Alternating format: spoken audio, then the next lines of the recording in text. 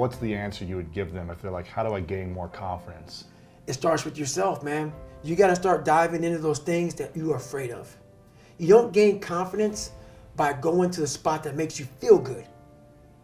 It's going to be a false reality. And the second life gives you that challenge, all you want to do is go back to what made you confidence or what gave you confidence. Is that happy spot? No. What gives you confidence, what gave me confidence, was spending years at a kitchen table trying to learn how to read and write on my own. Realizing I can't learn the way you learn. I can't. But I can learn. What gives you confidence, not being afraid, is overcoming the fear. I used to stutter severely bad. So right now, I don't know how many people are going to watch this. You know what gives me confidence? Is knowing I no longer care if I sit here and start stuttering to you. Yeah. That's what gives me confidence, is facing these things, overcoming them. And maybe not overcoming them every day, but facing them and facing them and facing them. Pretty soon like this, you know what, man, this is where it's at. It's not in that comfort zone. It's in the discomfort zone is where my confidence is getting built. That's where it's getting built. But people want an easier answer. Yeah. There has to be an easier way. There's not. I'm sorry. I searched for it my entire life. You cheated, I did. You lied. I lied. I did everything. And I still felt empty. I coach a lot of people nowadays, billionaires, who call me on the phone and say, man, I'm still missing something. It's because they did what they were good at. And they have this beautiful family, 2, 3 houses, cars, everything. Has everything in the world. On the outside looking in, like, my God, man, how can you be unhappy? I walk around with a backpack with all my stuff in it, and no car. Right. And I walk around, happiest person in the world. Have nothing, happy as hell. It's because I found out the whole key to life. It's not in all that. You have to face yourself. So many people live to be 100 years old and they die miserable, having everything, because they never examined. I call it my live autopsy. You never examine this. Happiness, peace, enlightenment, it's all up here, man. It's all up here.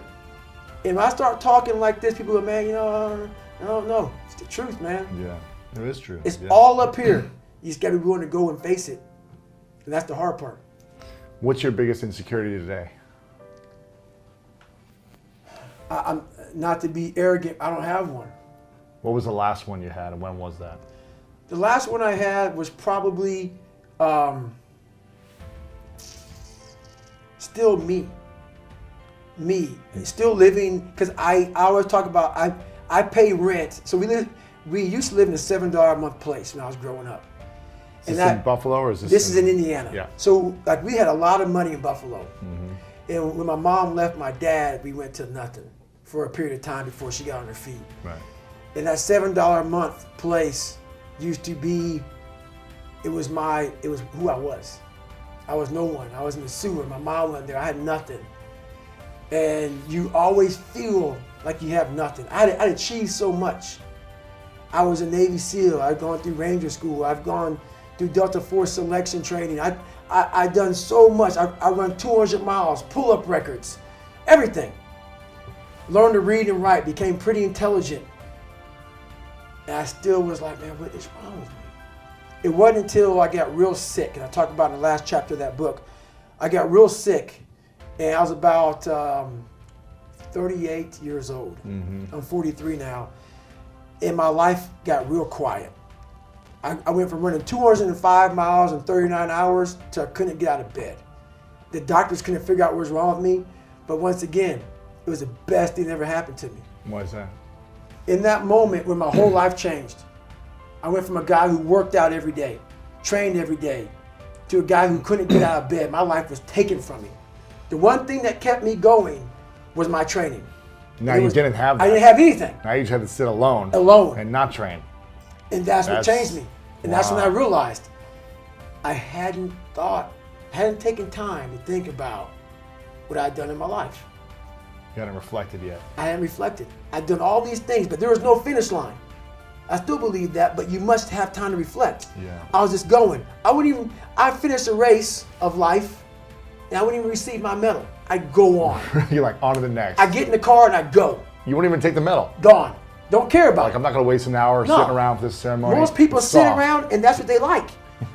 They need the ceremony if I accomplished something. Validation. I haven't done anything. Let's go. Let's go. Let's go. I'm just getting started. I'm just getting started. That's right. When I started figuring out life, that I was leaving so much in the tank. I call it my 40% rule. Yeah. I was leaving so much in the tank. Once I realized, my God, man, I was this dumb, fat kid being bullied. And now I'm a 180-pound person, lost 106 pounds in less than 3 months. Learn to read, learn to do this, learn to do that. I was like, I need more. I was fueling my mind with everything. And I never took time to say, my God, you came from this hell and you're here. So those insecurities, and this is how I explain it the best way. SEAL training became pretty hard and a lot of guys weren't getting through it. So they designed a SEAL prep program. Like a boot camp for the boot camp. That's right. Yeah. And it was 2 months. In my last 2 years before I retired from the military, they sent me there to train these kids. Wow. To get ready for 18, buds. 19, 20-year-olds, yeah. Young kids. So when they get to Navy SEAL training, man, they were physical studs. They were running, swimming. I mean, they were hybrids. Wow. But they get to buds, and the same amount of people would quit. Why is that? This is why. We were training bigger, stronger, faster quitters. It's not about, Not the mind. that's right. We weren't diving into the sewer. Everybody's got a story. We don't share it on social media. We share our nice life on social media.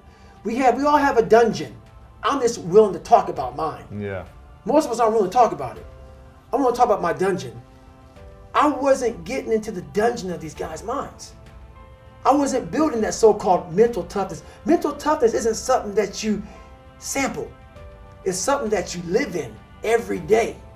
So when something hard would happen to these kids, like in Hell Week, it would draw on something that made them very insecure.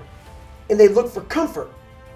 Whenever hardness comes, and you don't know what it is, it may be different for you than it is for me, but you go back to your insecurities. And then when you go back to your insecurities, you then look for comfort within those insecurities. And we all look for that cookie that your mom used to give you Right. when you were sad, Yeah. when you were sick. We look for our wife or our husband. We look for comfort. It's in those moments you must retrain your mind to think differently in hell. I wasn't training them to do that. Why weren't you training? I wasn't training myself yet because at that time, I was doing what I was told. These guys need to meet a standard, Physical standard. a physical standard. The physical standard is not what they need to meet. It's a mental standard you must meet in life. So going back to when I was sick, I was hitting the physical standards. I wasn't meeting the mental standard. The mental standard is you must know how far you've come. Wow. I had come 8,000 miles from where I started. But if you never know that, you're still in the $7 a bottom. month place. When I was sick, I was able to slow it down and reflect back on my entire life. And in that bed, when I thought I was dying, because that story is long, that sick portion of my life is long, I didn't care if I died or lived. Wow. Because I was, for the first time in my life, happy Wow. and at peace. Because I reflected back on where it started. You said, wow, I have come a long way. That's right. And no one saved me. It wasn't like someone came down here and guided me through life. When you figure this out on your own, the amount of pride and dignity and self-respect you have. That's why I walk around the streets with a backpack and just like, I don't need anything else. Yeah. You figure it out by going inside yourself, by callousing over the victim's mentality. You're always a victim, even if you have everything in life, until you realize what you've achieved.